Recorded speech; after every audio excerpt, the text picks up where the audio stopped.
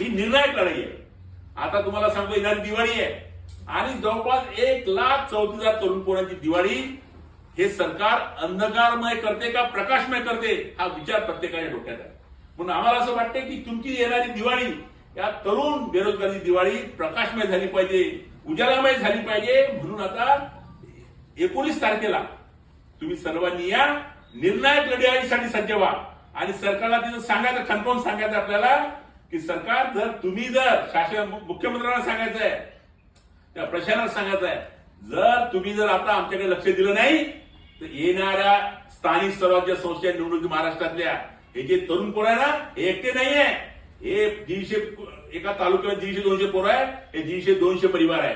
150-200 परिवार नाही, याच्यासोबत असणारे हजारो लोक आहेत. तुमच्या विरोधात गावागावात फिरू आणि तुमचं जी काय तुमची जी तुम्हाला खुर्चीवर आम्ही खाली राहणार नाही, हे ठणकावून आम्हाला छत्रपती संभाजीनगरच्या आंदोलनामध्ये सांगायचं आहे.